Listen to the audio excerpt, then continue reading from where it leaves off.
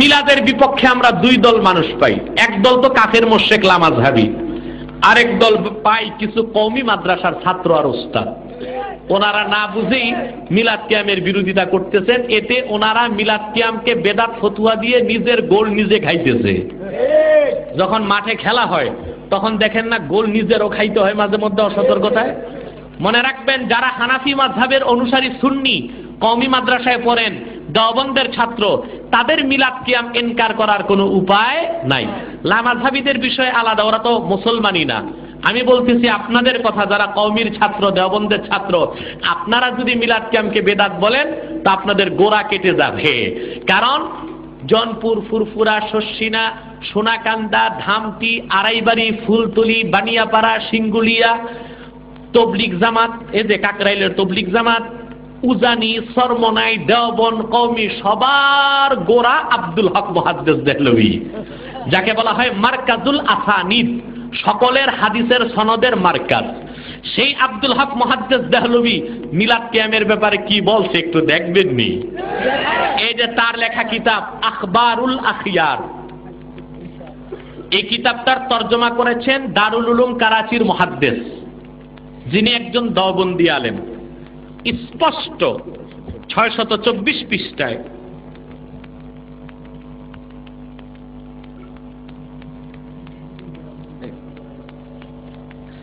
624 পৃষ্ঠায় তিনি কি বলতে দেখেন। মুনাজাত বাদারগাহে কাজিল হাজাত, আল্লাহর কাছে মুনাজাতে উনি কিতাব লেখছেন তো, তারপর মুনাজাতে বলতেছেন, আয় আল্লাহ, मेरा कोई अमल ऐसा नहीं है जिसे आपके दरबार में पेश करने के लायक समझो। আল্লাহ, আমার এমন কোন আমল নাই যেটা আপনার দরবারে উপস্থিত করার যোগ্য আমি মনে করি। আব্দুল হক মুহাদ্দিস দেহলভী রাহমাতুল্লাহি আলাইহি তার কিতাবের মধ্যে লিখেছেন যে আল্লাহ, তবে তোমার অসীম মেহেরবানিতে আমার একটা আমল বড় নিখুঁত পাইছি।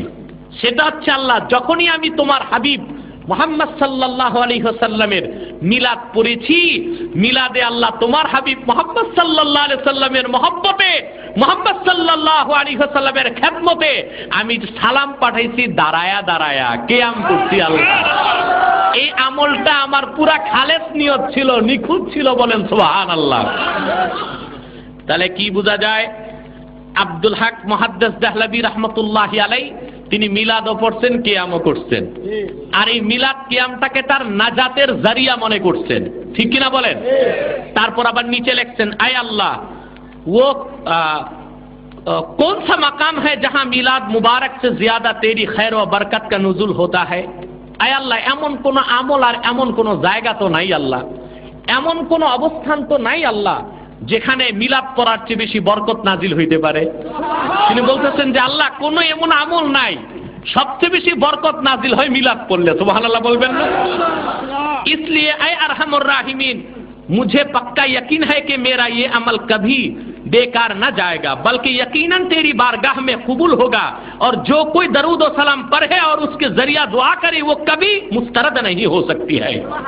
जय अल्लाह, এই জন্য আমার কোন আমলের দোহাই দেই না, জীবনে যত মিলাদ কিয়াম করছি এটা তুমি কবুল করে নাও আর আমারে মাফ করে দাও। কারণ যে কোনো আমল নষ্ট হইতে পারে, মিলাদ কিয়ামটা আল্লাহ নষ্ট হওয়ার মতো আমল না। এখন বলেন, মিলাদ কিয়াম যদি বেদাত হয় তাহলে প্রথম বেদাতি আব্দুল হক মুহাদ্দিস দেহলভী। তাহলে জনপুর, ফুরফুরা, শস্যিনা, সরমনাই, উজানি আর কওমি দেওবন্দের দাতার আছে কার?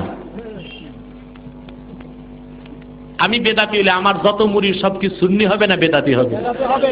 তাহলে লামাযহাবীদেরকে বাদ দেন, কিন্তু যারা কওমি, দেওবন্দি, হানাফি, তাদের পক্ষে মিলাদ কিয়ামকে ইনকার করার কোনো সুযোগ নাই। আপনি যদি আপনার কোমরের স্প্রিং যদি ঢিলা থাকে, আপনি কিয়াম না করলে আমরা কাফের মুশরিক বলি না, কিন্তু কিয়ামটা মুস্তাহাব সওয়াবের কাজ, এটারে হালাল বলতেই হবে। কথা বুঝতে পারছেন? আজকে তো একটা দলিল দেখাইলাম, গুনাহ, গোমরাহি, বিভ্রান্তি। নবীজি বলেছেন, মান আহদাসা ফি আমরিনা হাযা মা লাইসা মিনহু ফাহুয়া রাদ্দুন, আমার এই ধর্মের মধ্যে নতুন যেই কিছুকে উদ্ভাবন করবে, ইবাদত, বন্দেগী, অনুষ্ঠান, এটা প্রত্যাখ্যাত হবে। শাররুল উমুরি মুহদাসাতুহা, নব উদ্ভাবিত ধর্মীয় অনুষ্ঠানগুলি হলো সর্বনিকৃষ্ট অনুষ্ঠান। গোটা ইহুদি জাতি এভাবে নতুন উদ্ভাবন করতে করতে করতে মুসা আলাইহিস সালামের পুরো দিন খেয়ে এখন তারা পুরো জাতি জাহান্নামী। পুরো খ্রিস্টান জাতি ঈসা আলাইহিস সালামের দিনের মধ্যে নিজেদের মন গড়া, আমারও লাগে, অসুবিধা কি, আমি তো এখানে কিছু যে করছি, দুরুদও পড়ছি, কিছু ইয়া নবী সালাম আলাইকে বলছি, জিলাপি খাওয়াচ্ছি, আগরবাতি জ্বালাচ্ছি, মোমবাতি দিচ্ছি, ভালোই তো লাগে।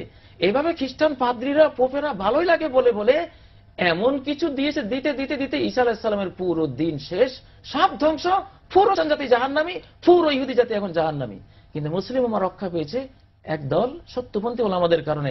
এসব সমাজে কিছু লোক আছে জীবনে নামাজ না পড়লেও মিলাদের সময় আসলে দেখবেন পকেটের থেকে স্যাত মুসা রুমাইল খান বাইর করে 3 গুণা বাস করে মাথায় দিয়ে টুপি না থাকলে মিলাদের মাহফিলে বসে বুঝতে চায় নামাজ পড়ি না, কিছু করি না, অন্তত মিলাদটা না পড়লি মুসলমানিয়াত তো থাকে না, তো মুসলমানিয়াত দেখানোর জন্য উনি মিলাদের মাহফিলে হাজির হয়। কি কথা ঠিক কিনা? আর অনেকে ভোটের সময় দেখবেন ওরে নামাজি হয়, মিলাদ মাহফিল খালি হয় আর নামাজি। একজনের সাথে দেখা হলো, এক বুড়া মানে ক্যান্ডিডেট, সে তার ভাবে চললো আসরের নামাজ 5 বার পড়েছে ভোটের সময়। এই মসজিদে আসরের নামাজের জমানেতে আমি আপনাদের দলে একটা পাক্কা নামাজ হয়ে গেছে, কথা বুঝতে পারছেন? আর এক মসজিদে আসরের নামাজ, আর এক মসজিদে আসরের নামাজ যে জামাত হয় সে নিজে অংশগ্রহণ করে, মোটরসাইকেল খালি হাঁকায় আর সব জায়গায় যায়, কথা বুঝতে পারছেন? তো এই যে মিলাদ, এই মিলাদ আমি চ্যালেঞ্জ করে বলছি, আমার মাইকের আওয়াজ যে পর্যন্ত যাচ্ছে, কোন বাপের বেটা মা কা দুধ পিয়া है और किसी का दूध नहीं पिया है, वो मेरे सामने आ जाओ, আমার সামনে আসো। যদি মায়ের বুকের দুধ পান করে সত্য সন্তান হয়ে থাকো, তুমি প্রমাণ করে দাও ইমামে আদম মিলাদ পড়েছে। ইমামে আদম 80 হিজরিতে জন্মগ্রহণ করে 150 হিজরিতে মৃত্যুবরণ করেছেন। তার ইন্তেকালের 500 বছর পরে মিলাদ আবিষ্কার হয়েছে। আল্লাহর রাসূলের ইন্তেকালের 600 বছর পরে ইরাকের আরবাল শহরে মুরাব মুজাফফর কওকারবির নেতৃত্বে সর্বপ্রথম মিলাদ আবিষ্কার করা হয়েছে। এখন যেই আমরা মিলাদের বিরুদ্ধে কই, সেই একদলকে আমরা তো হানাফি মাযহাবে, আমরা মাযহাব মানি, ওরা মাযহাব মানে মহা শয়তান, ইবলিশ শয়তান, ওর কোন হানাফি মাযহাব মানে না। ইমাম আবু হানিফা জীবনে কোনোদিন মিলাদ পড়ে নাই। আই ক্যান চ্যালেঞ্জ ইনশাআল্লাহ। আমি ইমাম আবু হানিফাকে ফলো করি, ইমাম আবু হানিফাকে আমি মানি, শ্রদ্ধা ভয়ে মানি, মাথার তাজ মনে করি। তুই যদি ইমাম আবু হানিফাকে মানিস তাহলে আয় আমার সাথে স্লোগান দে, হাতে হাত দে, ইদা সাহাল হাদিস ফাহুয়া মাযহাবি, সহিহ হাদিস পাইলে ওইটা আমার মাযহাব। ইমাম আবু হানিফা যদি মিলাদে পড়ে থাকে, আমি জুতোর মালা গলায় দিয়ে খাজুরাত থেকে চলে যাব, জীবনে ওয়াজ করব না, তোদেরকে ইসলামের পরে বন্ড সই দেব। রাসূলের যুগে ছিল না মিলাদ মানে জন্ম, মৌলুদ থেকে মিলাদ। তখন এই মিলাদটা রাসূল করিম সাল্লাল্লাহু আলাইহি ওয়াসাল্লামের জন্ম বৃত্তান্ত। এই জন্ম বৃত্তান্তের যে সিস্টেম আমাদের দেশে উপমহাদেশে চালু হয়েছে, কতগুলো লোক এক জায়গায় বসে তারপরে সব দাঁড়াইয়া নবী সালাম আলাইকা কোরআন সুরে সমস্বরে একযোগে পড়ল, এইটা রাসূলের যুগে ছিল না, এটা সাহাবায়ে কেরামের যুগে ছিল না, এটা তাবিঈনদের যুগে ছিল না, এটা তাবিঈনদের যুগে ছিল না। এখন আপনারা মনে করেন যে কোন জিনিসে খুব সওয়াব আছে এমন কোন জিনিসকে রাসূলুল্লাহ আমাদেরকে জানান নাই, সাহাবায়ে কেরাম আমাদের জানান নাই। আপনারা কি এই ধরনের বিশ্বাস করবেন? এরকম বিশ্বাস করবেন? যাতে সওয়াব আছে রাসূলুল্লাহ সব আমাদের জানাইছেন, সাহাবায়ে কেরাম আমাদের সব জানাইছেন। তো মিলাদে যদি সওয়াব থাকতো তো রাসূলুল্লাহ বললেন না কেন? সাহাবীদের চাইতে আমরা কি বেশি রাসূলুল্লাহকে ভালোবাসতে পারবো? জবাব দেন, পারবো? তো যদি এইটা রাসূলুল্লাহর ভালোবাসার কারণে হয়, তাহলে সাহাবীরা কেন মিলাদ পড়েন নাই? তারা কেন ইয়া নবী সালাম আলাইকা, ইয়া রাসূল সালাম আলাইকা একযোগে দাঁড়ায় পড়ে নাই? এই কথাগুলি বোঝেন আপনারা? রাসূলের যুগে নাই, সাহাবীদের যুগে নাই, তাবিঈনদের যুগে নাই, তাবিঈনদের যুগে নাই। রাসূলুল্লাহর ইন্তেকালের 600 বছর পর মিলাদ আবিষ্কার হয়েছে। এইরকম একটা সুস্পষ্ট বিদআত মুসলমানদের পালন করা উচিত। মিলাদে বহু রকমের পাপ হয়, তার মধ্যে যারাও বলছে যে আমরা পাপ মুক্ত মিলাদ করি, তাদের মধ্যে সবচেয়ে বড় পাপ থাকে, তা হচ্ছে শিরক। শিরকের পাপ প্রত্যেক মিলাদীদের মধ্যে রয়েছে, বসে করা হোক আর দাঁড়িয়ে করা হোক, আর যেই রকমই মিলাদ করা হোক, বাড়িতে করা হোক আর মসজিদেই করা হোক, যেখানে করুক, শিরক অবশ্যই থাকে। কারণ নবী সাল্লাল্লাহু আলাইহি ওয়াসাল্লাম সম্পর্কে অতিরঞ্জনমূলক কথাবার্তা বলে, এমন এমন কবিতা পড়ে, বাংলায় হোক বা উর্দুতে আর ফার্সিতে পড়লে তো অর্থই বুঝে না। একটি কবিতায় উর্দুতে, বাঙালি সমাজে উর্দু কবিতা আজকাল বক্তারা খুব বেশি বলে না, আজকাল কি আগে থেকে চলে আসছে ফার্সি আর উর্দু কবিতা। আর আমাদের দেশে বড় ওয়াইজ হুজুরি হইতে পারবে না বক্তা যদি ফার্সি কবিতা দুই চারটা না বলে, মুঝে কুছ মিলে আর না মিলে নিজেই বুঝে না। বুঝতে পারছেন? একটা কবিতায় বলছে, আরে এই নাদানো ওহা মিলতা হে বেমাঙ্গে। অধিকাংশ মানুষ বুঝেননি, কিন্তু বড় শিরক। বলছে হে মূর্খ যারা বলছে নবীর কাছে চাওয়া যাবে না, নাদান মানে অশিক্ষিত মূর্খ জাহেল, ওহা মিলতা হে বেমাঙ্গে, না চাইলেও নবীর দরবারে পাওয়া যায়। জি, তো মিলাদি এগুলি পড়া হয়। ইয়া রাসূলুল্লাহ কারাম ফরমা, রহম ফরমা, কি হলো? শিরক নয়? তারপরে বালাগাল ওলা বে কামালেহি তো জানাই আছে, বড় বড় বক্তারা পড়ে বালাগাল ওলা বে কামালেহি, অর্থই বুঝলো না। অর্থ আমি এর আগে একবার বুঝিয়েছি। নবী সাল্লাল্লাহু আলাইহি ওয়াসাল্লাম উচ্চ শিখরে পৌঁছলেন তার যোগ্যতা দিয়ে। কথা ঠিক না ভুল? স্কুল কলেজ ইউনিভার্সিটির লোককেও যদি তর্জমা করে বুঝিয়ে দিয়ে আর জিজ্ঞাসা করি, তার সঠিক বিবেক দিয়ে উত্তর দেবেন যে এটি ঠিক নাই। কারণ আল্লাহর নবী যদি নিজের যোগ্যতা দিয়ে এত উঁচু জায়গায় পৌঁছে, তা 40 বছর পরে কেন 25-30 বছরে পৌঁছে যাবেন। আর আমাদের মতো অযোগ্য লোকগুলিকে যদি আলেম হইতে 20-25 বছর বয়সে ফারেক হওয়ার পরে আলেম হয়ে চলে এসেছি, এখন 40-এ পৌঁছিলাম এতদিনে, তো তাহলে নবী সাল্লাল্লাহু আলাইহি ওয়াসাল্লাম 40 বছর বয়সে কেন যোগ্যতায় পৌঁছিবেন? হ্যাঁ, 25 বছরে যোগ্য হয়ে যেতেন তিনি। নিজের কামাল লিহি মানে নিজের কামাল দিয়ে, নিজের যোগ্যতা দিয়ে। আল্লাহ নবী নিজের যোগ্যতা দিয়ে নবী হয়েছেন না এটি আল্লাহর মনোনয়ন বাছাই। আল্লাহ বলছেন আল্লাহ ইয়ালামু হাইসু ইয়াজআলু রিসালাতাহ, কোরআনুল কারীমের আয়াত। আল্লাহই ভালো জানেন যে কাকে রাসূল বানাবেন, আল্লাহ বানিয়েছেন। সূরা দোহা তো মুখস্থ আছে অনেকের, সূরা আলাম নাশরাহ। আল্লাহ বলছেন ওয়াজাদাকা দাল্লান ফাহাদা ওয়াজাদাকা আইলান ফাআগনা। আল্লাহ করলেন, সব করলেন আল্লাহ। আর কবিতায় হুজুররা বক্তারা পড়ছে বালাগাল ওলা বে কামালেহি, নিজের যোগ্যতা দিয়ে উচ্চ শিখরে পৌঁছে গেলেন। কোথায়? আল্লাহ পৌঁছালেন তাকে। সারা জীবন ধরে আবু বকর সিদ্দিক রাদিয়াল্লাহু তাআলা যদি সিজদায় পড়ে থাকতেন, ইমাম আবু হানিফা, শাফি, মালিক, আহমদ সব সময় যদি সিজদায় পড়ে থাকতেন, তবু নবী করিম সাল্লাল্লাহু আলাইহি ওয়াসাল্লামের এতটুকু হইতেন, পায়ের এখানে পৌঁছিতেন, হাঁটু পর্যন্ত না।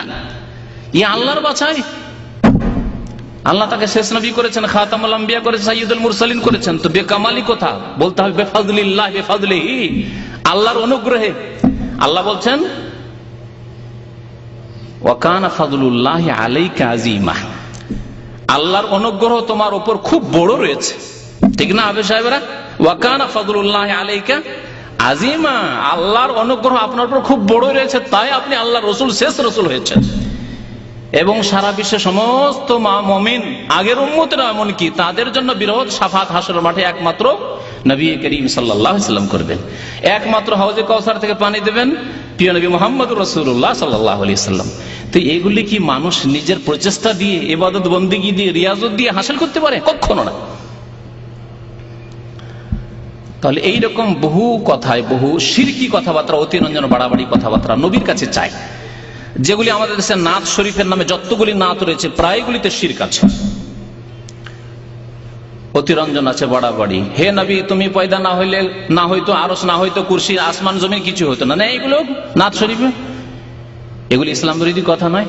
আরশ হইতো না, কুরসি হইতো না, আল্লাহ নবী না হইলে। কোথায় আছে? কোরআন একটি আয়াতে আছে, একটি সহিহ হাদিস আছে, সিয়াসিদা বুখারী থেকে নিয়ে ইবনে মাজাহ পর্যন্ত কোন একটি হাদিস আছে? কোথা থেকে আসলে? সব মন গড়া কথাবার্তা, সব অতিরঞ্জন। এগুলি হচ্ছে শিরক। সবচেয়ে বড় পাপ যা হয় মিলাদ মাহফিলে, তা হচ্ছে শিরক।